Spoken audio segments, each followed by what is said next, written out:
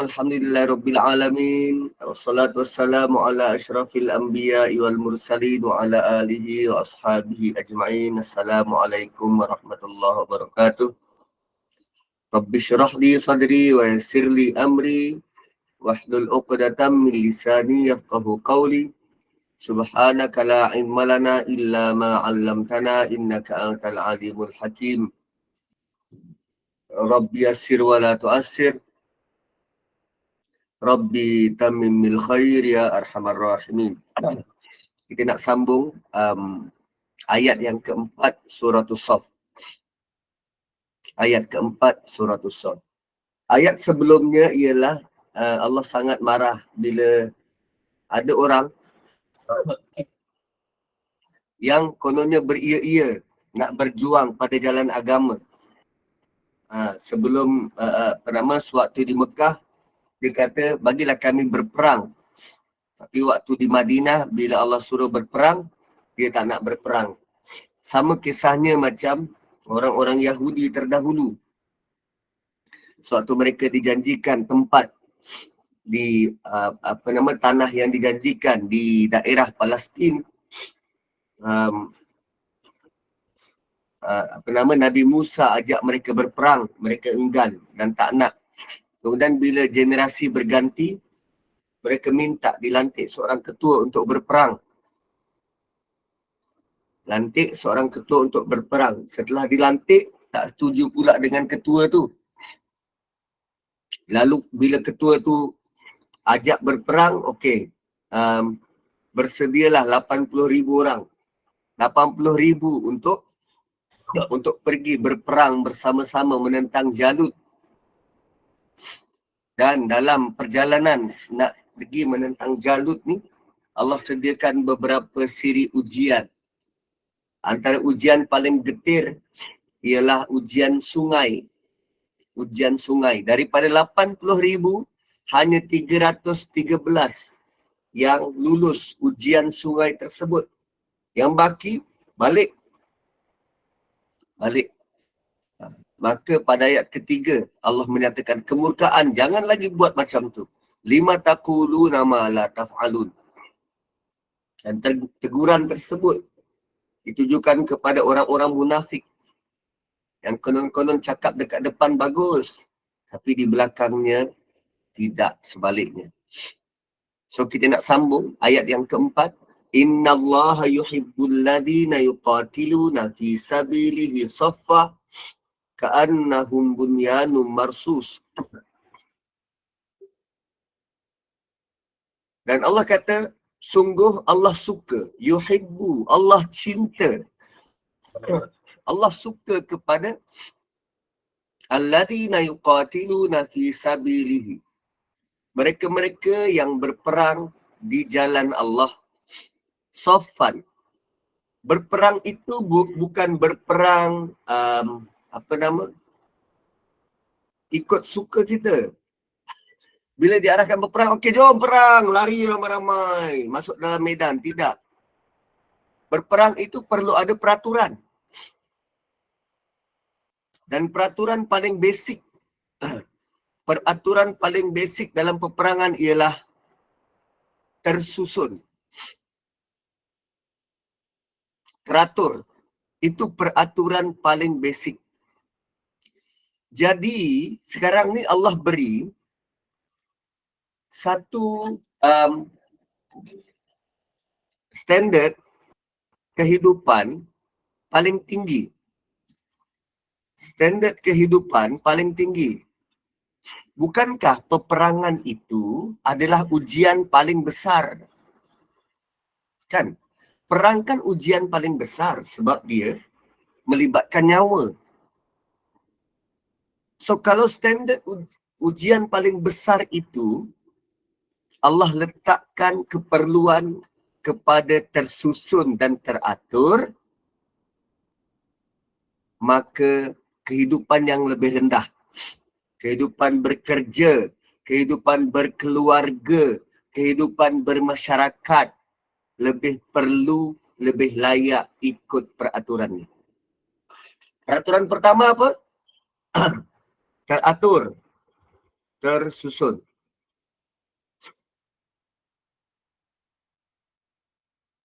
Kan hidup ni perlu ada aturan dan susunan, perlu ada disiplin.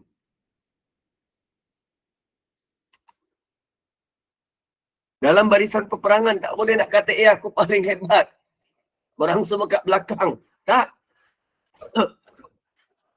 Tak. Dalam aktiviti peperangan perlu dilakukan secara kolektif, bersama, bukan buat sorang-sorang. Walaupun aktiviti pengintipan dalam peperangan tu dilakukan sorang-sorang, tapi dia perlu dapat persetujuan daripada ketua. Tak gitu. So bersama dalam kumpulan tu. Gitulah kehidupan dalam kekeluargaan. Perlu bersama. Dia bukan anak duduk sorang-sorang dalam bilik, tak ambil tahu pasal keluarga. Dia dengan dunia dia, dengan game dia. Suami sorang-sorang dekat ruang tamu, yang lain sibuk mengemas rumah. Dia teratur dan tersusun, kolektif, bersama, sofa.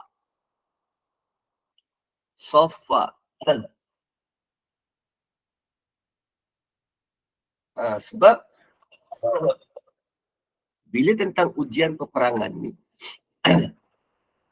dia melibatkan kesanggupan untuk kita hilang nyawa.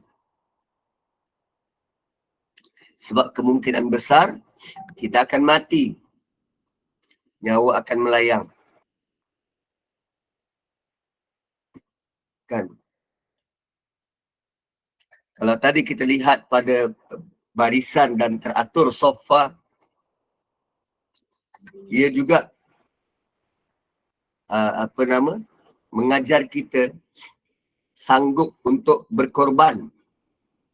Yuqatiluna fi sabilihi. Apa yang sanggup kita korbankan untuk keharmonian rumah tangga, untuk keharmonian masyarakat, untuk keharmonian kita punya komuniti setempat. Apa yang sanggup kita korbankan. Lazim orang tak sanggup korbankan apa-apa pun. Dia rela gaduh dengan jiran depan rumah dia, semata-mata rebut petak parking. Kadang sekarang dah tak ada common sense. Dia boleh parking melintang depan rumah jiran. Disuruh alih tak nak degil. Sedangkan jiran tu nak keluar kereta dia. Dia tak sanggup.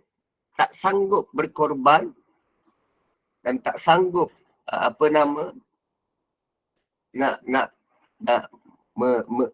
merasai. Tak boleh nak bertolak ansur. Tak apa masyarakat sekarang fikir kan. So, surah Saf ini dia menyentuh part disiplin, terutamanya mengambil contoh disiplin jihad. Kesanggupan kita berkorban dan kesanggupan kita berdisiplin, sofa, tersusun dan teratur. Sebab jihad adalah kemuncak pengorbanan dari manusia. Ialah gadaikan nyawa, itu pengorbanan terbesar tu. Pengorbanan terbesar. Dan bayangkan Allah juga beritahu dengan jelas yang dia yuhibbu. Dia sangat suka. Yuhibbu ni cinta. Allah sangat suka. Kita kalau manusia suka, kita dah lapang dada dah. Kalau manusia suka, kita dah sangat gembira. Kalau suami kita suka, kita happy-nya bukan main. Bayangkan sekarang Allah yang suka. Ini kalau kita buat ni Allah suka kot. Dia bukan buat kerana suami, bukan buat kerana komuniti. Tapi dia buat kerana Allah. Allah yang suka. Abu Sa'id Al-Khudri pernah cerita. Nabi pernah bersabda. Ada 3 macam orang yang Allah suka.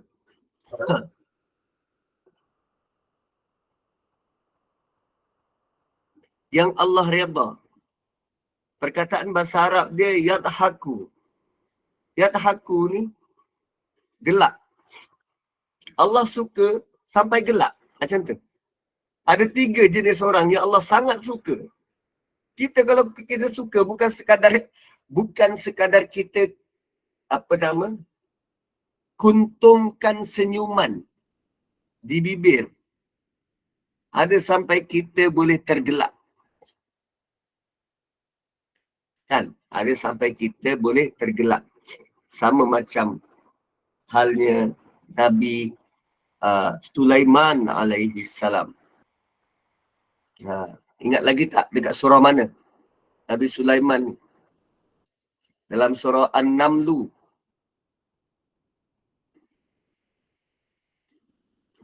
Kita tengok dalam surah An-Namlu. Mana surah An-Namlu? Nahl. Naml. Surah An-Namlu.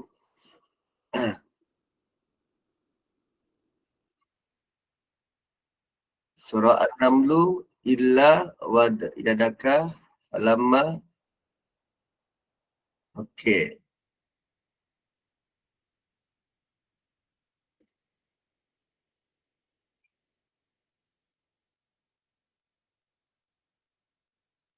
Masakinakum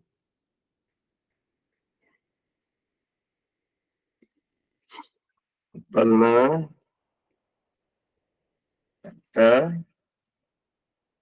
ni ayat 19. Ayat 19. Boleh Puan Robiah, boleh undur diri pelan-pelan tau. Tutup pintu nanti slow-slow. Okay. So setelah Nabi Sulaiman dengar dengan jelas arahan Ratu Semut, Nabi Sulaiman dengar dengan jelas arahan Ratu Semut, maka dia tersenyum, fatabassama. Dia tersenyum, dahikan. Tapi punya dia seronok, dia tidak hanya menguntungkan senyuman, dia sampai tergelak. Min qauliha, kerana mendengar kata-kata Ratu Semut tu. Kita kalau dapat kurniaan besar, kita bukan sekadar senyum, tapi kita boleh tergelak.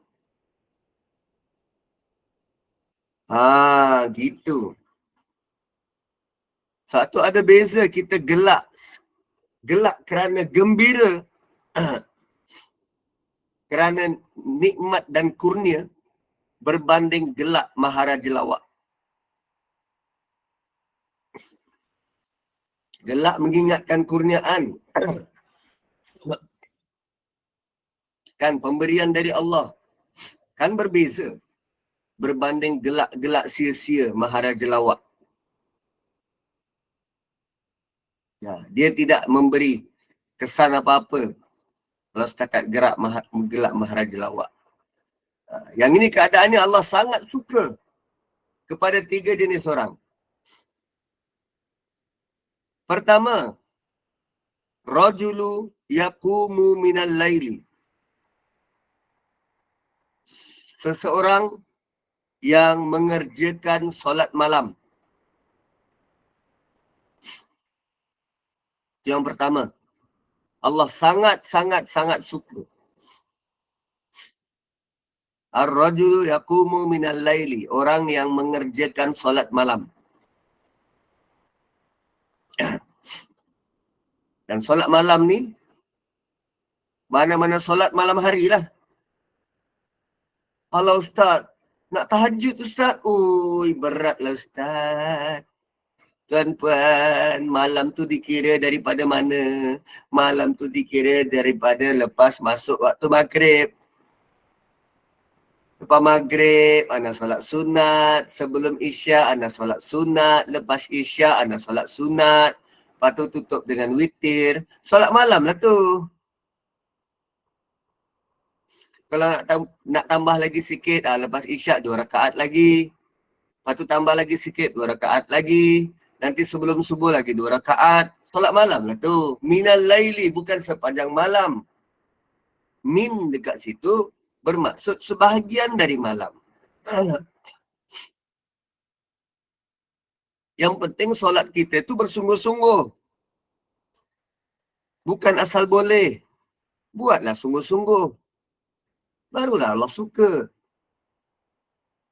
Allah kata dia sangat suka orang yang solat malam. Wal qaumu idza saffu lis-salah.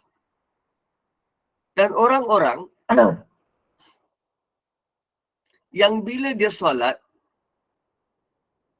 dia membentuk barisan dengan teratur.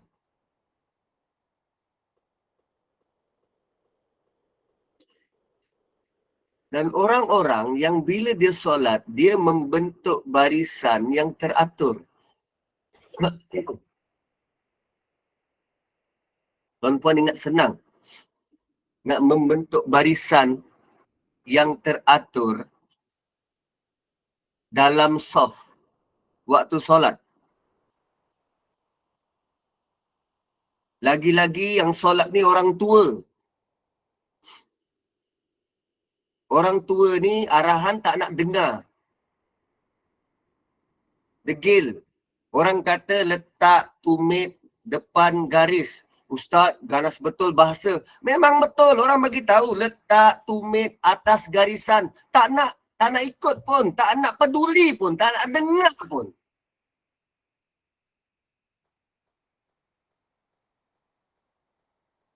Saya sampai tunggu lama. Jadi imam ni sampai tunggu lama. Nak tunggu orang-orang ni. Yang muda boleh ikut. Yang tua tak nak ikut. Bagi dia, aku dah betul lah ni. Dia perasan diri dia betul. Saya geram je, nak je pergi tempat dia tu. Macam ni pakcik, macam ni. Suatu Omar. Waktu dia jadi imam, dia akan arahkan. Sahabat, kali pertama dia tunjuk untuk luruskan saf ni, dia guna pedang.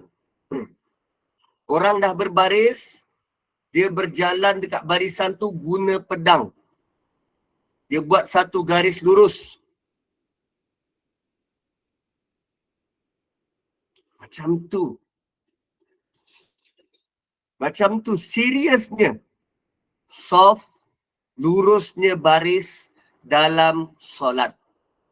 Dia bukan main-main. Sebab Allah sangat suka hanya kerana kita boleh berbaris dengan lurus depan dia.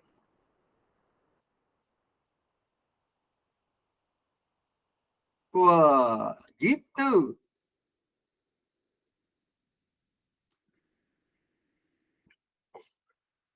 Itu menunjukkan ada persamaan dalam hati. Kita benar-benar nak berdisiplin. Kan, ini ikut suka dia. Saya tak cek lagi, belum cek lagi jemaah wanita berbaris macam mana.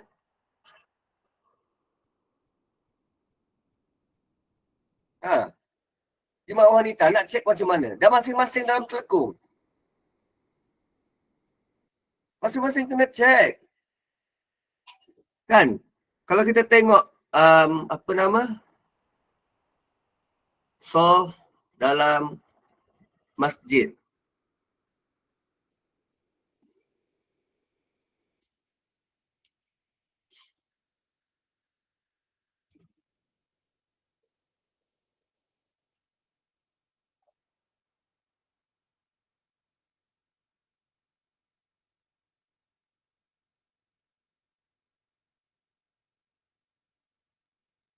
Mana yang mana? Ni nampak konon-konon macam lurus. Sebenarnya tak pun. Ada ke depan, ada ke belakang. Dari jauh dia nampak. Tapi bila kita berdiri, kita sendiri tahu. Soft tu tak lurus. Kita nak yang benar-benar lurus. Dia bukannya tak apalah, sikit je. Bukan. Sebab dia dah ada garis. Macam ni kan. Dia dah ada garis. Tumit tu benar-benar berada di depan garis ni. Bukan tak ada garis. Ni kadang dia berdiri, kaki dia kat tengah-tengah ni. Orang suruh tumit dekat depan ni, tak, kaki dia kat tengah. Tak nak ikut. Sak karep dewe.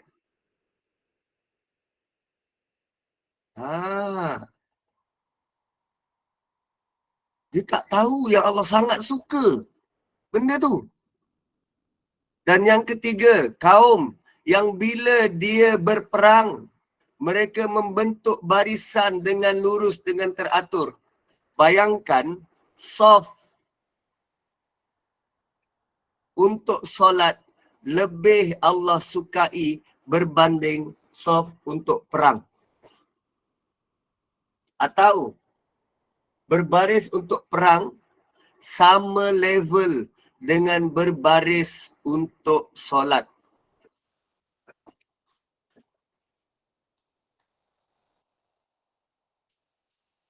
Tuan-puan yang rajin ke masjid, tolong. Bila pergi masjid, tolong niat.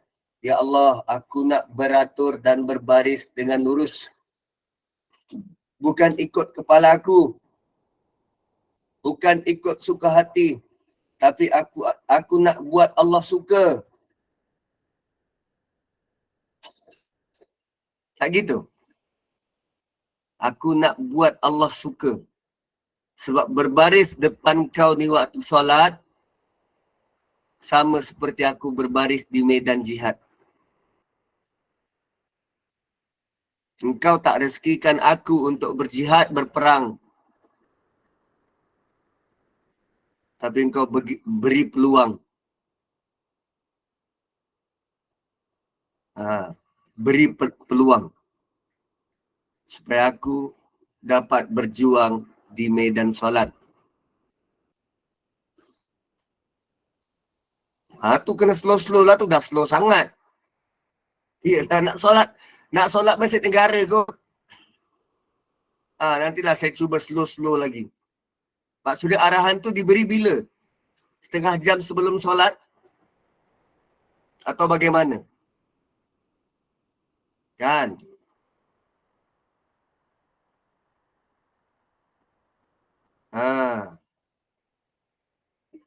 So begitulah. Kalau dia dibiasakan daripada awal, dia sudah faham dan mengerti.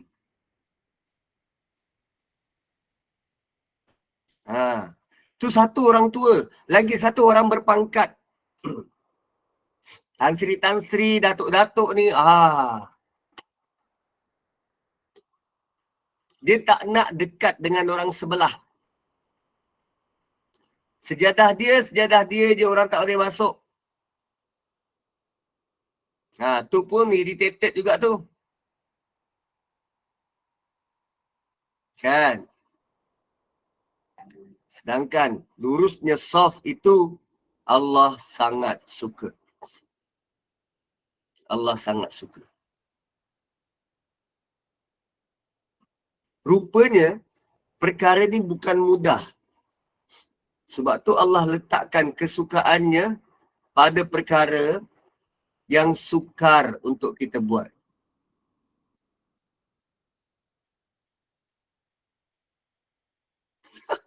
Nak guna rotan kan, nak guna rotan. Tapi asyik lupa dia nak bawa. Kan? Kemudian Allah sebut tentang saf atau barisan. Sa'id bin Jubair kata, sungguh Allah menyukai orang-orang yang berperang di jalannya dalam barisan yang teratur. Sa'id bin Jubair, dia bila sebut tentang ayat keempat ini, bahawa Nabi tidak sesekali berperang melawan musuh, melainkan terlebih dahulu mengatur barisan pasukannya, membentuk saf, membentuk barisan. Dan ini merupakan strategi yang diajarkan oleh Allah kepada orang-orang beriman. Dan firman Allah seakan-akan seperti suatu bangunan yang tersusun kukuh, ka'annahum bunyanun marsus, seakan-akan mereka seperti bangunan yang tersusun kukuh. Itu maksudnya sebahagian daripada mereka menempel dengan sebahagian lainnya dalam saf peperangan. Kan kita tengok kalau askar berbaris tu,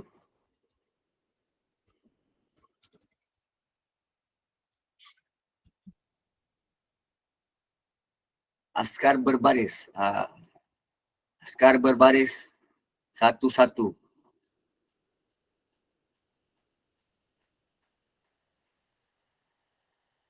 Kan dekat medan perang ni diorang berbaris. Dia ibarat bangunan yang kukuh. Kita serang pun daripada arah mana,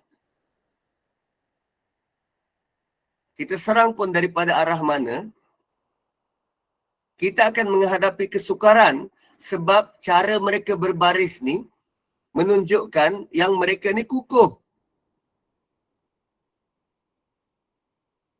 Dan menariknya, cara inilah yang Allah arahkan Nabi untuk latih susun ketenteraan. Susun barisan ketenteraan. Dan cara yang sama, kita dilatih berdisiplin untuk menyusun saf solat. So, rupanya ada similarity, ada persamaan antara saf solat, barisan solat dan barisan ketenteraan.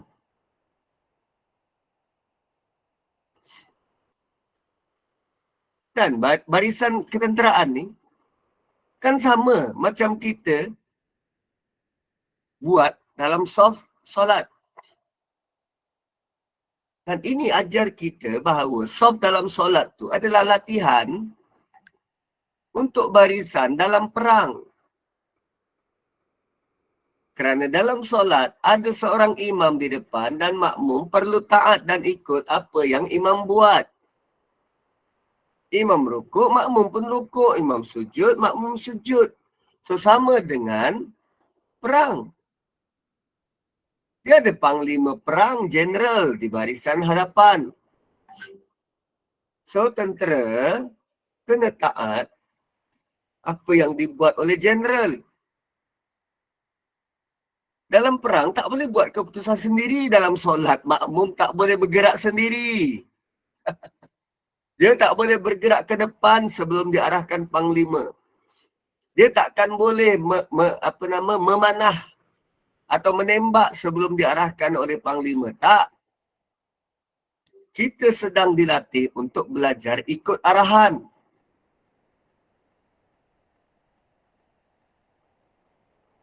Tapi,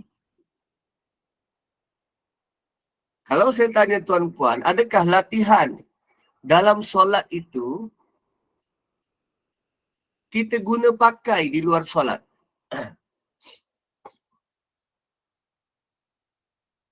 Adakah latihan dalam solat tu kita guna pakai di luar solat?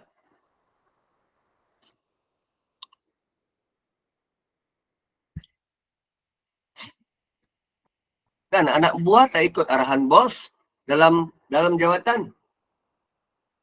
Isteri kadang melawan suami. Anak melawan mak bapak. Dalam solat boleh dia patuh.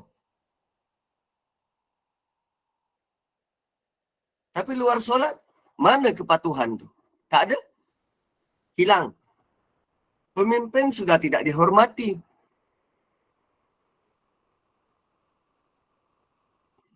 Dia semua menyalahkan. Salah itu, salah ini. Sedangkan disiplin dalam solat tu Bila diamati, dibuat dengan betul, luar biasa kesan dia.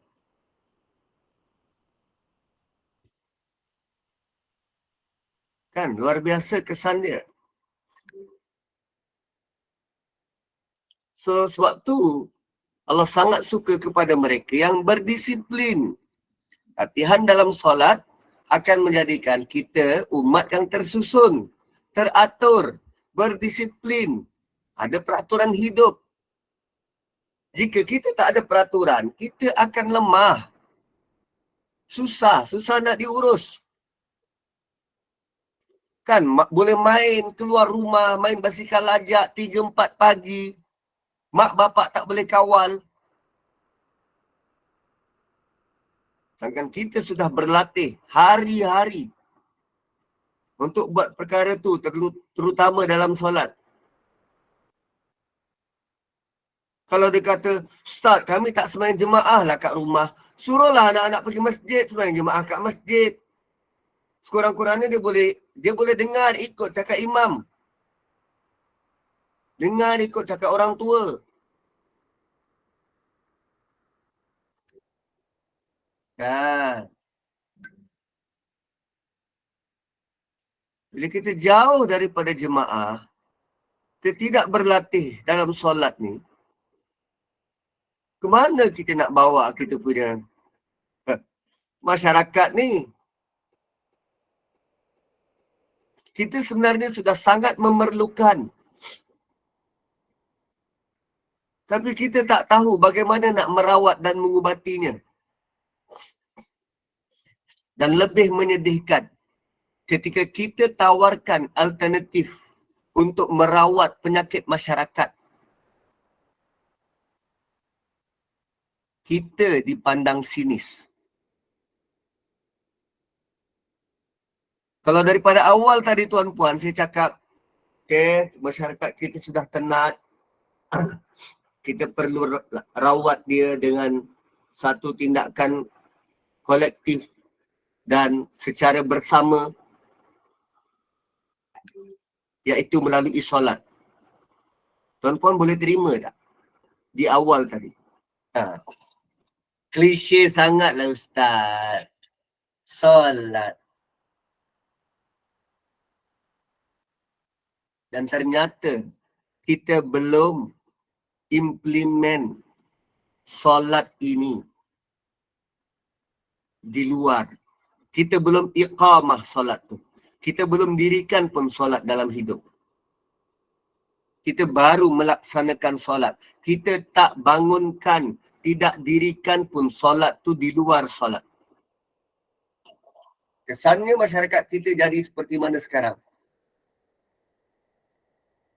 Tak ada disiplin, tak ada peraturan, degil, tak nak ikut cakap. Sebab kita sudah jadi orang yang begitu. Kan? Boleh macam tu? Macam tu lah. Sekejap, nak gaul Maggi, takut dia kembang. Aku dah lah, tak ada orang rumah kat rumah ni. Orang rumah aku pergi Melaka. So ni sejak semalam sorang-sorang lah kat rumah. Anak-anak semua tak ada. Nak kata me time, tak juga. Tapi begitulah hidup. Tak apa Ustaz, kita memahami.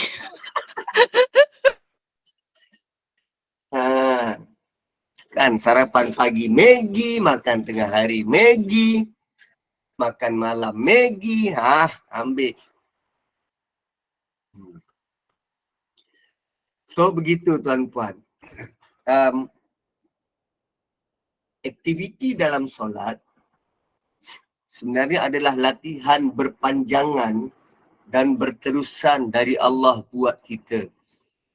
Dia bukan amalan spiritual semata-mata, tapi dia sebenarnya menjadikan kita lebih berdisiplin. Hati kita mudah lembut untuk dengar arahan, patuh kepada arahan. Begitu. Dan latihan disiplin ini, dia juga mengajak kita untuk menghormati masa yang kita ada dan mengatur masa dalam hidup. Kan solat kan dia ada masa-masa dia. Solat dia ada masa-masa dia. Bukan ikut suka kita. Kan kejap lagi pukul 10, semain Zuhur lah. Suka-suka engkau. Tak boleh. Solat ni dia ada masa-masa dia. Tadi ikut arahan. Ni masa pula. So susunlah masa kita. Kan, kami cuba untuk menyusun jadual jadual mesyuarat di masjid negara ikut waktu solat. Sebab bila mesyuarat, imam yang bertugas akan mesyuarat sama-sama.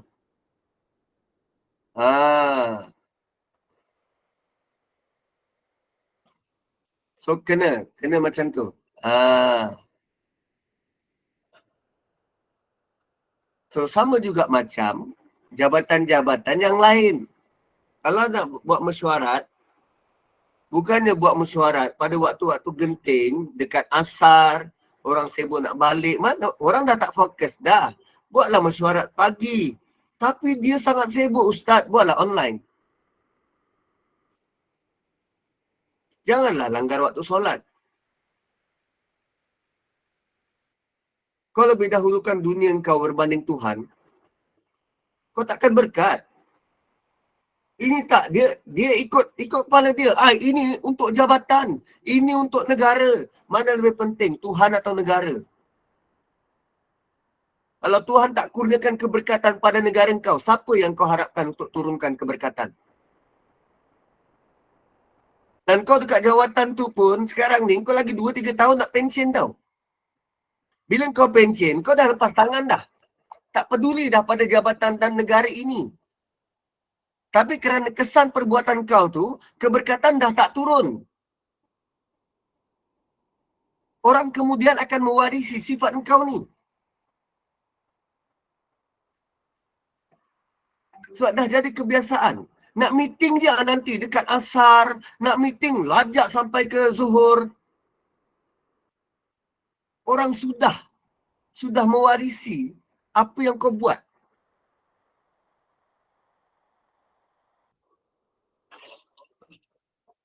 Dan akhirnya kerana apa yang kau tunjuk ini, orang lain akan turut sama membelakangkan Tuhan. Engkau dah pension. Kan?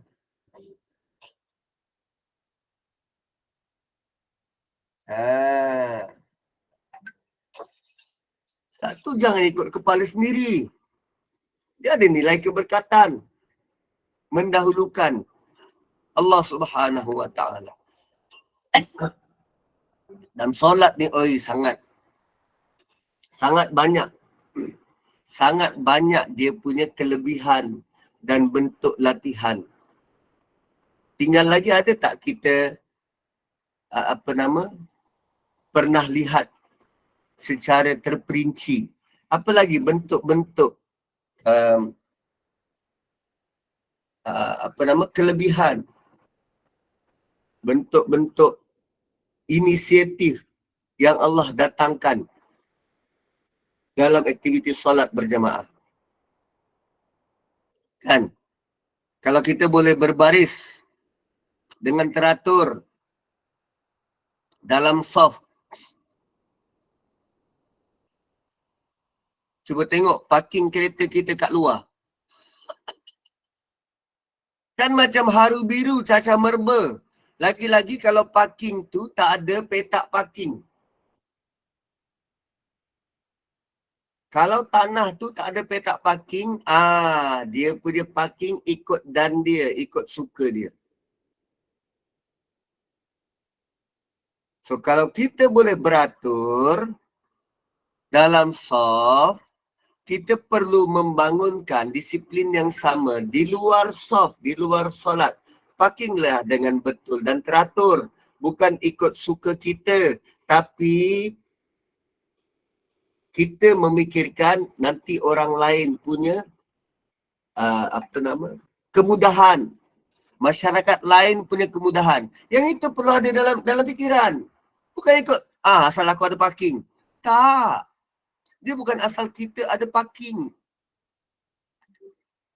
So, solat itu kita akan memikirkan tentang orang lain. Bukan hanya diri kita. Bukan hanya tumpu pada kita. Itu solat jemaah tu. Dia supaya satu fikrah. Sama-sama fikirkan. Yang lain semua boleh dapat manfaat. Begitu. Kalau fikir diri sendiri, susah. Solat berjemaah inilah untuk kita memikirkan tentang masyarakat, tentang orang lain, bukan tentang diri kita sendiri. Sebab tu orang lelaki, dia perlu solat kat masjid. Susun kasut. Orang lelaki ni perlu solat dekat masjid. Supaya dia tak fikir tentang diri dia je. Tapi dia berfikir untuk maslahah umat. Maslahah umat. Dan maslahah umat pertama ialah keluarga dia. Kalau dia fikir pasal diri dia, kan kalau suami fikir pasal diri dia, dia punya duit gaji habis dekat kereta dia je. Duit gaji dia habis dekat hobi dia je. Ada dia fikir pasal belanja anak dia. Ada dia fikir pasal nak bayar sewa rumah. Kadang kereta dia pun bini dia bayar. Duit dia habis untuk diri dia. Kan? Tiap-tiap bulan tukar rim. Tukar enjin kereta. Itu kesan bila orang fikir pasal diri dia. Kan? Itu kalau lelaki, kalau perempuan fikir pasal diri dia, dah lah duit gaji dia untuk dia. Duit suami dia punya. Kan? Dia malas masak, dia suruh beli. Apa lagi? Anak-anak bagi suami yang jaga. Ustaz orang lelaki dekat masjid tapi tak pernah pergi masjid. Kena suruh, kena galakkan pergi masjid. Bang, abang pergi masjid dulu bang. Ayang masakkan abang punya lauk kegemaran. Abang nak tak? Kalau abang tunggu kat rumah tak surprise lah. Abang pergi masjid, nanti dah siap, abang balik. Buatlah macam tu. Kita galakkan. Kita orang rumah galakkan. Bang imam tu rindu nak tengok abang. Kan? Lepas tu dia jawab, abang bukan gay. Imam rindu nak tengok abang. Pura-pura pergi masjid padahal ke lain. Itu nak buat macam mana? Dah dia ada rumah kedua.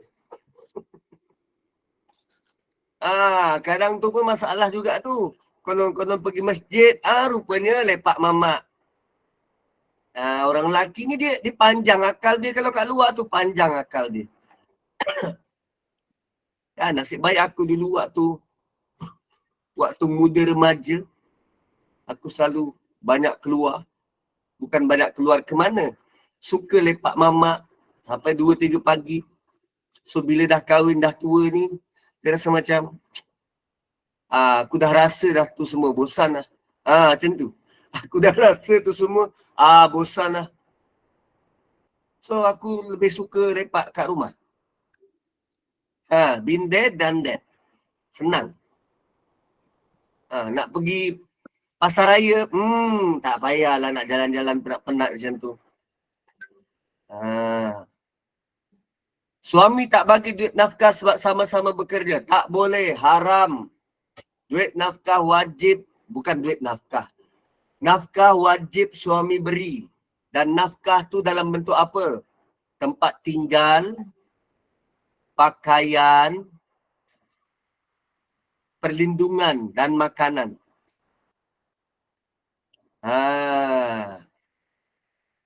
Gitu. So, tak semestinya duit. Tak semestinya duit. Kalau dia provide tempat tinggal, dia bayar sewa rumah, dia bayar bil api air, dia bayar facilities, duit untuk internet, duit untuk estro, duit untuk telefon, tu nafkah. Ni dah semua isteri bayar. Suami buat apa?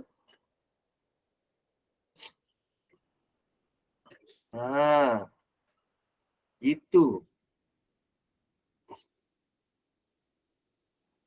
Kan. Sekarang memang ramai isteri yang tanggung suami. Dan nanti suami-suami ni akan tanggung depan Tuhan nanti. Kau tunggu. Ustaz, boleh tak ambil duit suami buat bayar yuran kelas? Boleh. Boleh. Boleh. Hindun pernah. Hindun pula. Iya. Hindun, isteri Abu Sufyan.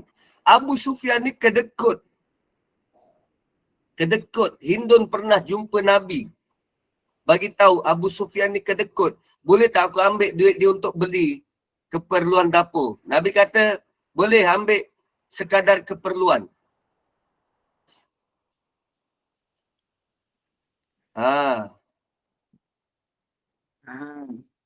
Gitu.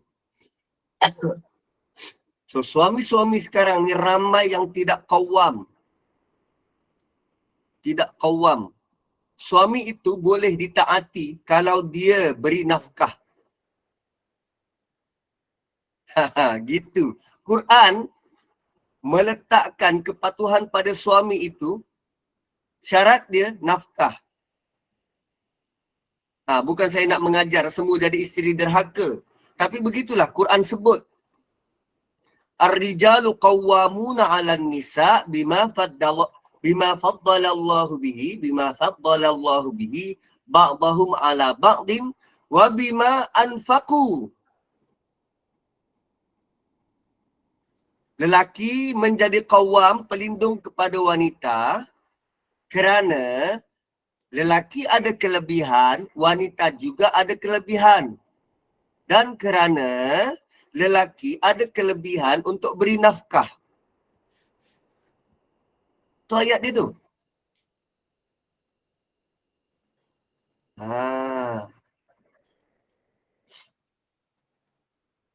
Ya, isteri-isteri yang ramai. Suami kata jangan samakan dia dengan orang lain yang bagi duit. Macam mana Ustaz? Saya tak nak samakan abang dengan orang lain. Tapi abang janganlah sama dengan ahli neraka. Nanti kena tanya Tuhan susah.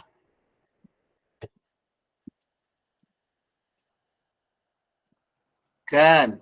Memang abang tak sama dengan orang lain bang. Takut nanti masuk neraka sorang-sorang. Dah lah tak bagi nafkah. Susah abang nak jawab. Saya okey je. Saya boleh berdikari. Tapi abang ada tanggungjawab sendiri. Abang kena jawab dengan Tuhan. Memang abang tak pernah sama dengan orang lain. Saya tak pernah samakan pun abang dengan orang lain. Tapi abang tak sama dengan kehendak Quran. Itu yang saya risau. Takut kita tak bersama nanti di syurga bang.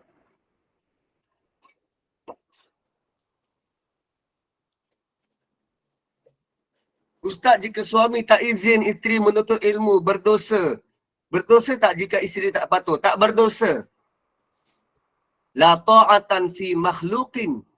La ta'atan li makhluqin fi maksiatil khaliq. Tidak dibenarkan untuk taat pada mana-mana makhluk atas tujuan buat maksiat pada Allah. Tak tuntut ilmu tu wajib. Tak tuntut ilmu sedang buat maksiat pada Allah. Jangan taat perintah suami. Dan suami tak mahu didik isteri, dia akan jawab depan Tuhan. Bolehkah isteri keluar rumah menuntut ilmu tanpa izin isteri? Sudah. Engkau ada berapa isteri ni? Bolehkah isteri keluar rumah menuntut ilmu tanpa izin suami? Bab nak keluar rumah kena minta izin dari suami. Kalau tak boleh keluar rumah, cari kelas online. Untuk keluar rumah tu bab lain. Bab lain. Sekarang menuntut ilmu, dia ada macam-macam cara.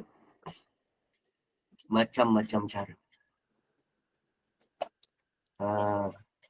Tak apalah Ustaz, kami isteri-isteri redha.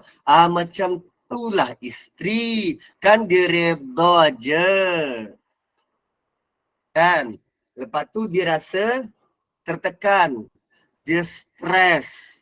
Sebab dia redha dan tak bertindak.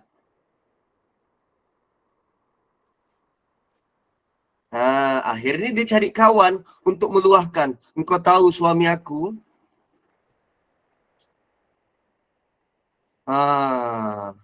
Engkau tahu suami aku gini. Asal tadi kan redha. Tapi kenapa nak cerita pada orang? Kan?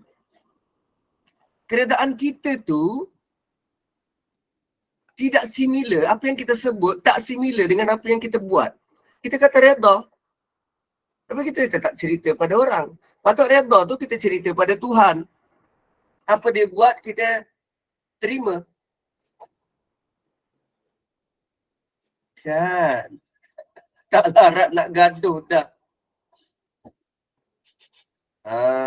Asalnya suami kita tu nanti akan Allah tanya. Tiba-tiba dah habis tanya suami kita pula. Engkau, apa khabar? Kau buat apa pada suami? Masak gitu. Ustaz, bagaimana kalau ibu kita yang tak bagi sebab nak selalu temankan dia? Patutlah kata ibu. Temankan dia, buatlah kelas online. Carilah kelas online.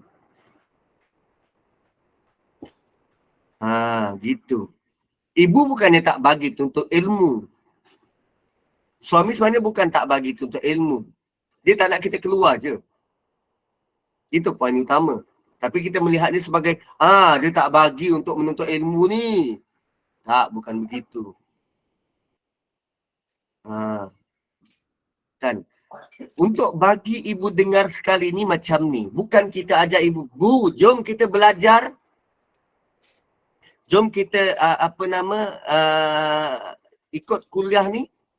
Bukan macam tu. Kita buka je. Buka.